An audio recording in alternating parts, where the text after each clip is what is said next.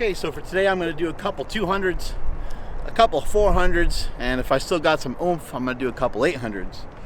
I'm just going to start out, and I'm just going to do this just like I lift. I'm going to go light, medium, and then hard or heavy.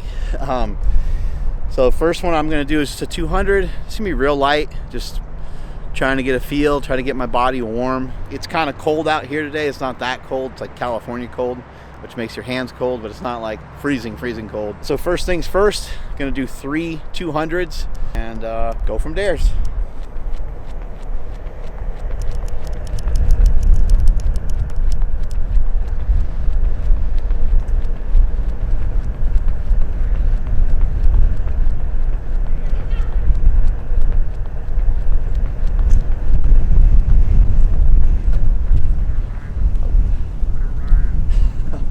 Steps forward and 1 step backwards.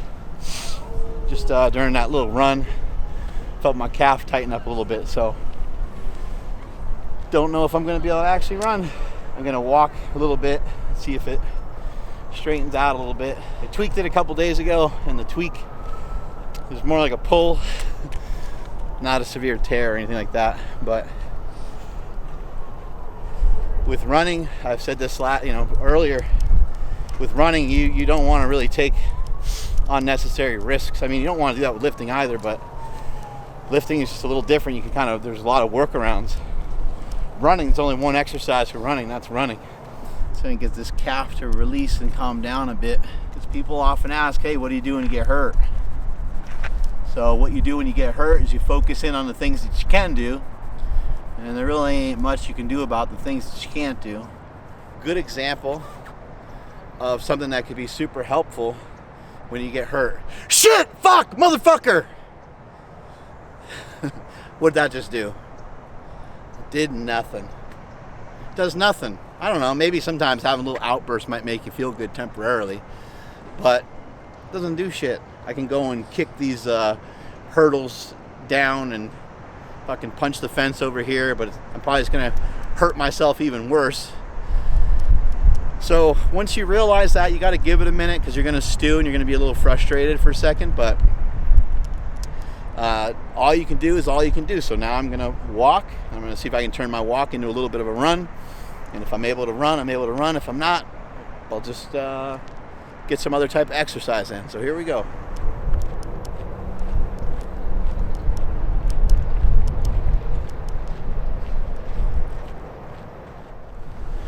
Rather than being frustrated, it's a good idea to be fascinated. Instead of just being mad about something, you start poking around, start asking questions. Like, oh, okay, I tweaked my calf. I know anybody else that tweaked their calf when they've been running? Do I know anyone else that has good knowledge of how to deal with some of this stuff? Maybe I can communicate with them. Maybe I can stretch my calves a little bit more, which I have been doing. Maybe I can use the Theragun on it every night, which I have been doing. Maybe I can use my Compex on it. I've been doing that as well. But it probably just needed a little bit more time. But rather than being frustrated with traffic and have it get you emotional, I mean, think of it as a challenge. Kind of being a baby. Kind of being a little bitch. If you get frustrated when you go on social media and you see something that somebody said about the vaccine or something someone said about COVID and you get all pissed off about it, you're kind of being a little bitch. You don't have to have it make you, it doesn't have to make you mad, because let's face it, it's a choice. It's a choice to have it make you mad. And we know this because people think so differently about a lot of these different topics, right? Think of it as a challenge. Oh wow, that's fascinating that people think this or people think that. Why have it charge you up? What good does that do? Do you have solutions? Do you have solutions? I doubt it. No one ever does. Just like to bitch and complain. Just feeling pretty good. Don't think it's wise to push any harder than this right here. So I'll just stay with this. And I'll start the clock. And part of the work I'm supposed to be doing when I'm running is work on running for about 20 minutes straight, unbroken, without my breath being too compromised. So I can switch to that. Much lower intensity workout. I was hoping to move a little faster today, but you gotta crawl before you walk. You gotta walk before you can jog, and you gotta jog before you can run. You gotta run before you can sprint. So it's gonna take me time. This is all new. This is all new, and it's all good. And I'm super appreciative and thankful and grateful for the body that I got. Because this body squatted 1,080, benched 854, was in pro wrestling for 5 years, played football for 10 years, did track and field when I was a kid, was a boxer.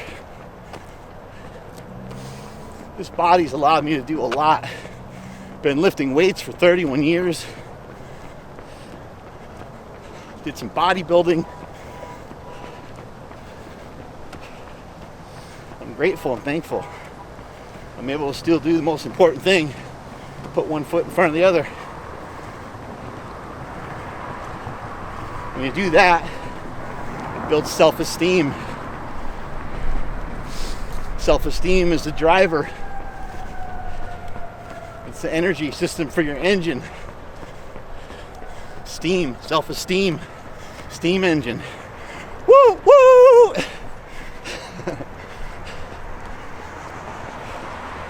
You got anxiety, you're upset with yourself, pissed off at your friends, tired of being the same person you were yesterday. Dump some steam in there. Figure out a way to make some steam. Figure out a way to build some self-esteem. The only way to be something is to do something. The only way to do something is to have some self-esteem. But once you start in the action of getting yourself in motion and actually doing something physical and challenging yourself, it doesn't have to be in a weight room.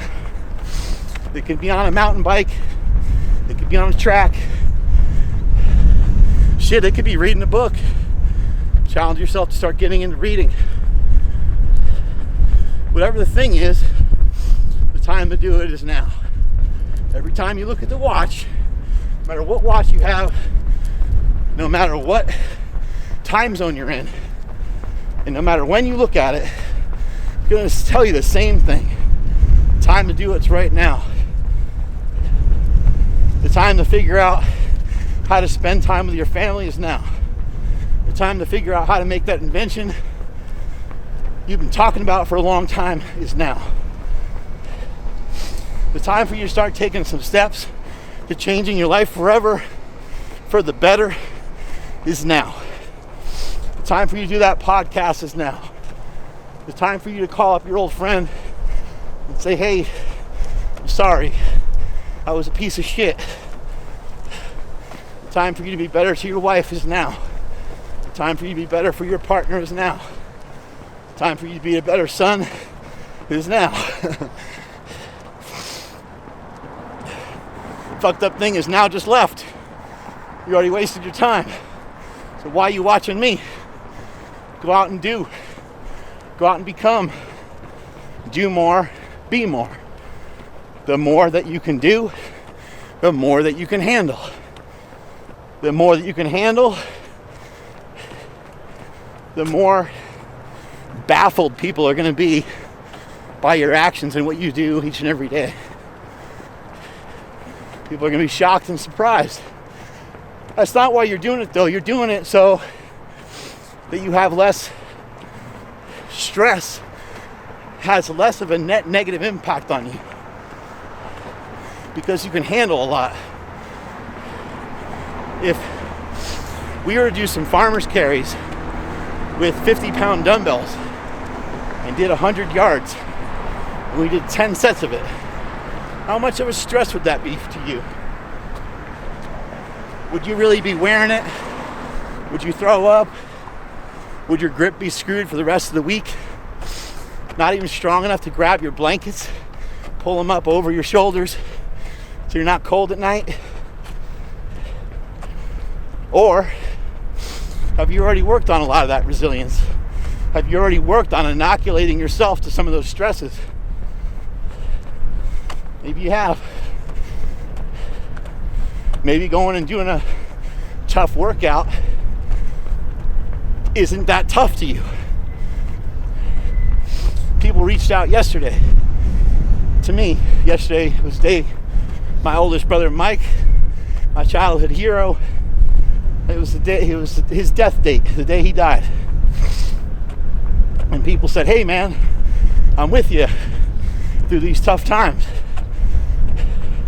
I said, hey, thanks, but these times aren't tough. People die. People live, people die. Everyone who's alive right now is going to die. Everything that's alive right now will be dead. You want to know how to deal with death? Work on some reinterpretation. Work on understanding that fact and even play it out in your head. Fuck, I wonder what happened if he died, or if she died, or if they died. What if both of them died? You don't have to get yourself worried sick about it. It's a good thing to play out in your head, especially for those that are already sick. My brother was sick his whole life, pretty much, as far as I remember, because I remember all the times he got in trouble, the times he was out of control. I remember a lot of that. I remember good times with him as well, of course. And I remember he's the one that started all this gangsta shit. So I'm grateful and thankful for that. But I also, it was no shock that he died. He was a drug addict. And then people are like, oh, that's really harsh, man. You shouldn't say that. Why not? When somebody has cancer and they die of cancer, you say that they died of cancer. They had cancer. If somebody survives it, they're a cancer survivor. If someone dies of a heart attack, they had a heart attack. Right? Someone dies in a recovery home from, I think, snorting dust off, which is a thing that sprays your keyboard and clears it of dirt. Someone dies that way. Why can't you chalk it up to that person being a drug addict? I don't think it's negative. That can happen to anybody. That can be anybody's child. That could be anybody's brother. Could be you. Could be me. What, drugs aren't prevalent in this country? Nearly almost every single person you know is not addicted to caffeine. Waking up every morning, can't do anything without their morning coffee. I mean, obviously, there's drugs that are worse than that, and that can have addictive properties that compromise other aspects of your life. Heroin, cocaine, all those kinds of things. But if somebody utilized those things for years and years, and they died of it, you'd be like, oh yeah, of course. And if it was somebody you didn't know, you wouldn't care. And you'd be like, all right, a person played with fire every day. Of course they died. A person loved adventure and they loved diving off of cliffs. Or they loved swimming with sharks. And then one day got eaten by a shark. You wouldn't be like, oh my God, I can't believe they died. It's pretty obvious that can happen. They're in a high risk, danger situation. I think people conflate the information and make that think, or they start to think that I don't care, or I didn't care about my brother. All I got is my family, I love my family. I love all of them. And I loved my brother. He was so heavily addicted to drugs, it was hard for him to figure out how to head the other direction.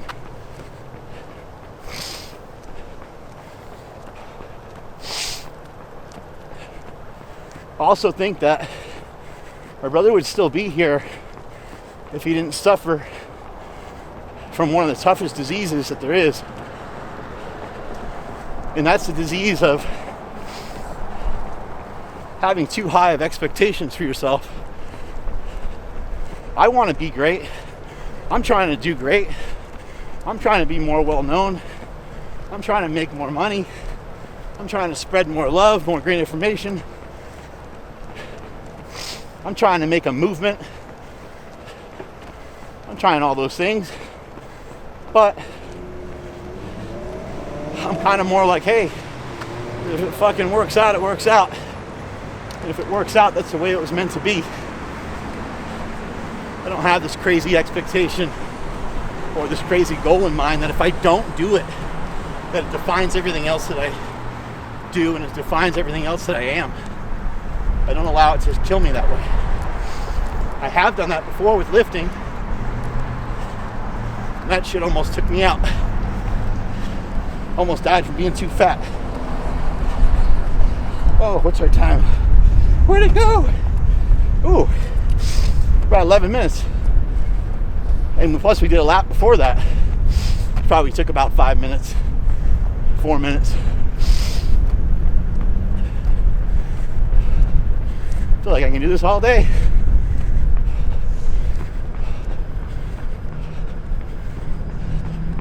Feeling really good. Every day is an opportunity to get better. There's no excuses. Every day is an opportunity to get better.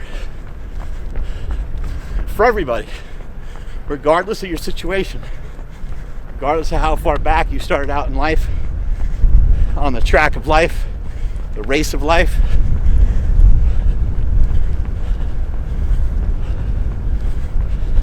Let me tell you a little bit more about my brother. I think my brother was 37, and I believe he died like 12 years ago. Don't remember the exact year even. It's been a long time, and I don't sit around and cry about it a lot. But I like to share with people the fact that he did have mental health issues. He was bipolar, diagnosed bipolar. And he did have a drug addiction. And I know a lot of people struggle with that. They don't know what to do about it. And there's not much that you can do about it. All you can do is say some stuff, and hopefully those words stay with that person and they understand that you really meant it when you said it. So all you can do is say, hey, I know about your problem. You know, sorry that it has become this. It's come down to this. Whenever you're ready, I'm here to help you with whatever support I can offer. Whether it be some time, whether it be some hugs, whether it be dishing out the truth to you, or potentially even maybe helping you financially. It's all you can do. Can't do anything beyond that. And it's actually even way more complicated than that. Because to even have that conversation can be very difficult. Because somebody will be like, I don't have a problem. What are you talking about? Even when it's pretty obvious that they do. I feel good because I never turned my back on my brother. I always let him know that I loved him. I always let him know that I cared. I always let him know that I was around to try to help him through anything. But I'm no professional. I don't know nothing. But at least I had that conversation with him, is the way I kind of look at it. So for all of you, if you have a family member or a son or a brother, a friend, someone you know that has a drug problem, it'd be a great idea if you have a conversation with them. First of all, ask them if they think they have a problem. That'd be a great place to start. If they don't think it's problematic, might not be much else to talk about. But if they do, they could say, hey, I love you. I'm here for you. I'd love to be supportive because I don't want your situation to get worse. That's about all you can do. People often ask me how to deal with death, and there's not a lot of good ways to deal with death, but something that's been helpful for me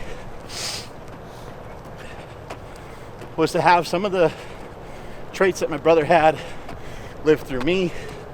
My brother was really aggressive, and I didn't want to take on all of that because I'd be knocking fools out. He liked to fight. But I don't let people tread on me. I don't let people take a shit on me. I don't let people tell me what to do. And that was a trait. I was like, you know what? If I could take one thing from that dude, it would be that. He was the kind of person that just told you straight up kind of how it was. The interesting thing is that no one lied to themselves more than he did. So I think when it came to spitting the truth to other people, he was comfortable with that. But then if he had to give himself some truth serum, it would be like too poisonous. Wouldn't have been able to handle it. So if you have somebody in your family that does die, maybe you can be at peace with it by taking on some of the better characteristics they have and have them live on in your heart, pass them down to your children, your friends, your family.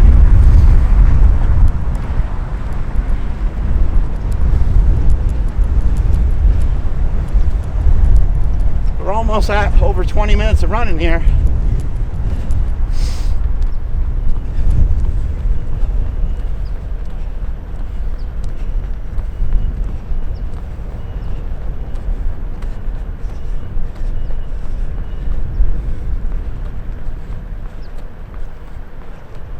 This is how this gets filmed. This guy, he's been cranking on that the whole time. Legs are probably getting wobbly over there. Yeah. This is how we do it. We're at UC Davis here on the track. December 25th. It's really windy right now. December 25. You all are invited to come walk, run with me. The same spot as last time for the 100,000 steps. 5 a.m. behind McCooney and Davis. There's a parking lot for McCooney. Get up that parking lot. Right behind it, it's the McCooney and Davis, not Sacramento. Right behind it, it has this arch that looks like, well, it's made of a bunch of shovels. That's where we're gonna meet. 5 a.m. Christmas Day. Be there or be fat. So, you want to get one in, well, a workout in, before it's time to open up presents. That's where I'll be.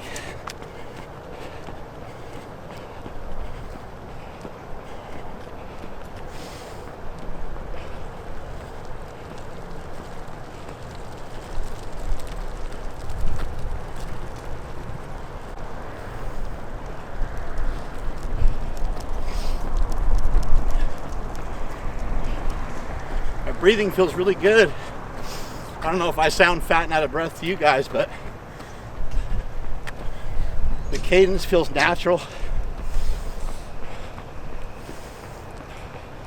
It's actually really interesting. I feel like I can kind of calm myself down running, whereas before, running for even 30 seconds, I go, it's hard to get that air.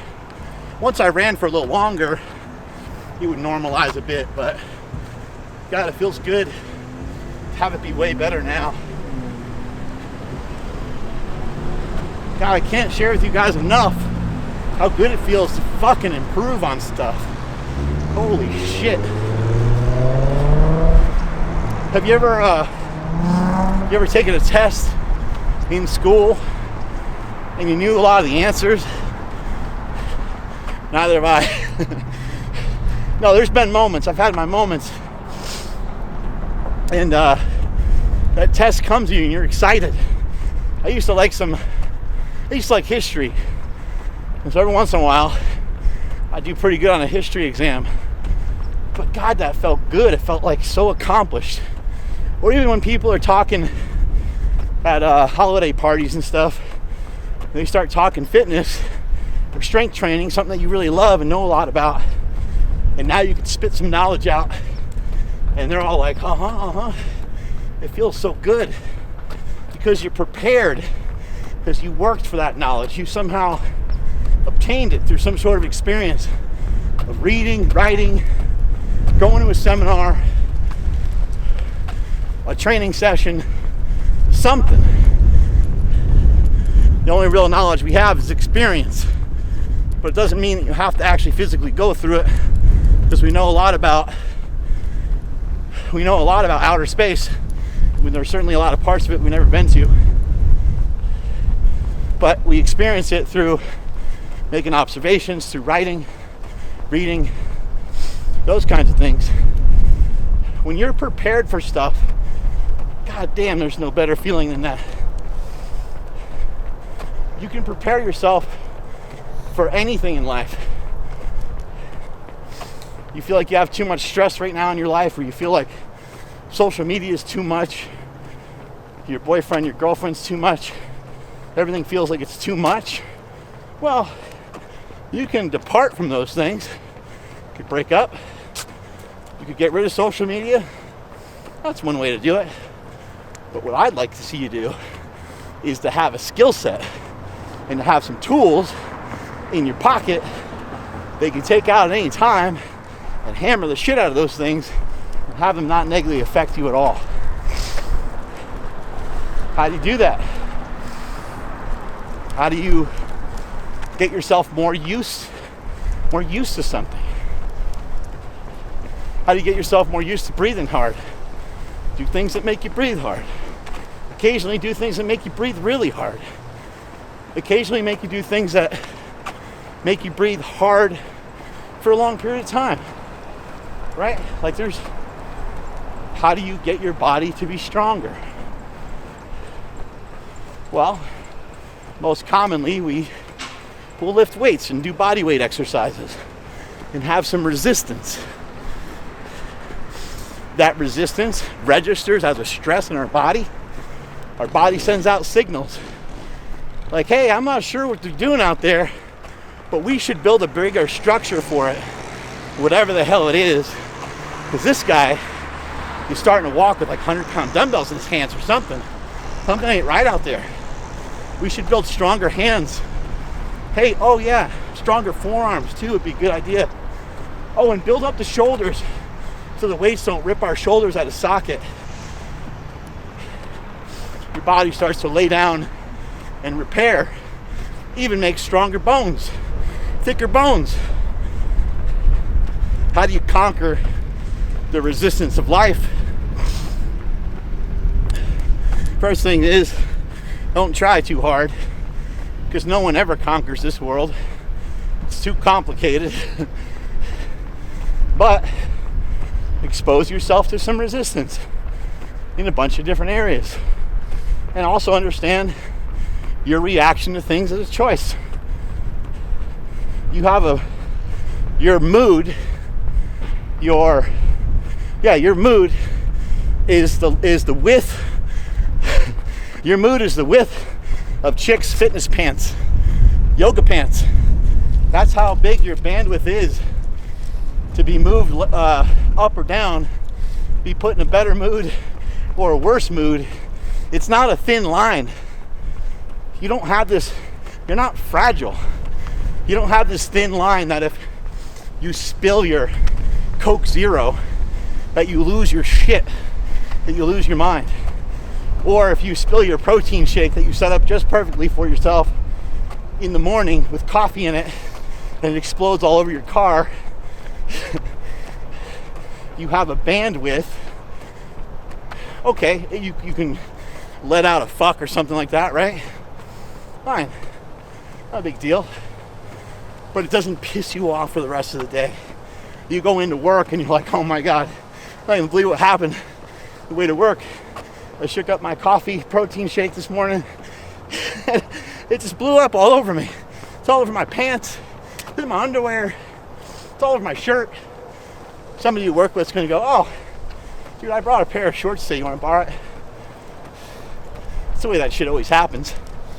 Meanwhile, you could also have it just ruin your whole day and you just be sitting there smelling like protein shakes and coffee all day, being all pissed off. Have a bigger bandwidth. Be able to handle some of the resistance of life.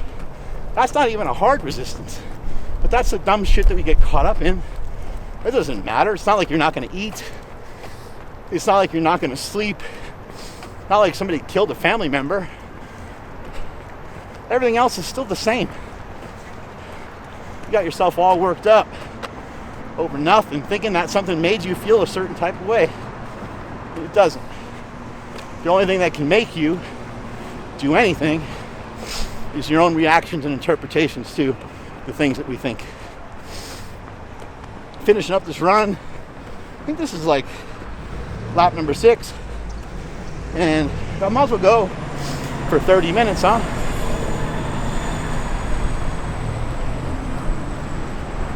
It's just been a pretty slow pace, but hey, it's what I got for today. It's what I'm able to do for today. Falls right in line with the way I've always trained. I was never worried about old PRs. I was never concerned about trying to beat this or beat that. I was just like, hey, what do I got today? What am I capable of today? Considering all the other stresses that were put in front of me for today, the days leading up, and so on.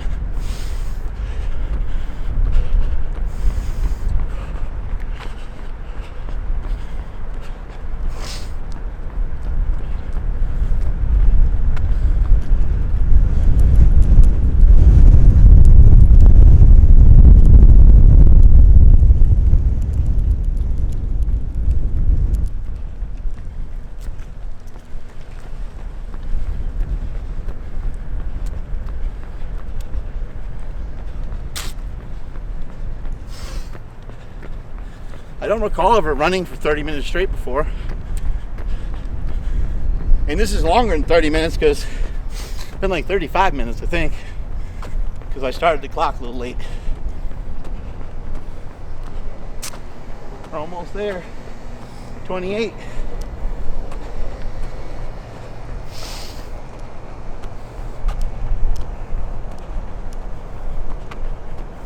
Christmas morning. Hope to see y'all there. Probably be like last time. People are scared.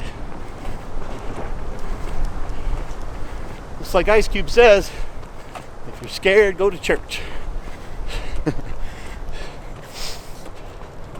Don't be scared.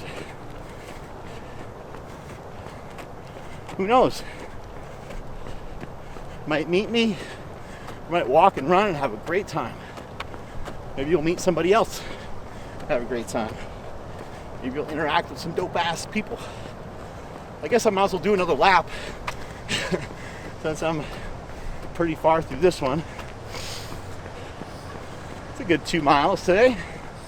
Not too shabby. Not too shabby. 30 more seconds. Get to 30 minutes.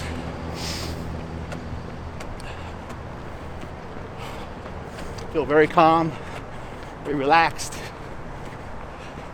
The stress that once moved me off of feeling okay doesn't do shit. There's nothing. like benching 135. How many sets of 10 can you do with 135?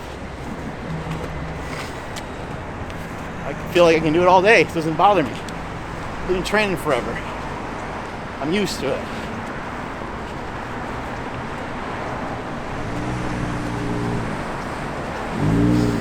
Getting yourself used to certain resistances is resistances. I think I made it up. But that's a key factor, and also just reinterpretation to recognizing that things aren't that big of a deal. They're just not. And just keep focusing in. What can I do? What can I do each day to feel better, be healthier, be stronger, be faster, and be better service to the people that I love and care about? 30 minutes. There we go. 30 minutes of walking. Yay! Good job, Smelly. Whoa. Some of the steam coming off my head. Oh my God. Go home, eat some beef and some liver and some heart. You guys want to see that? You follow me home, I can show you that. It's fucking gross. But put a bunch of seasoning on there, it's not too bad. I know. Some people are like, you should be more man than that. You should be able to handle anything, Smelly. Hey, I'm getting used to it. I'm just starting out. But I bought 20 pounds of it the other day. It even stinks. It doesn't even smell good. Anyway, strength is never weakness. Weakness is never strength. Catch you guys later.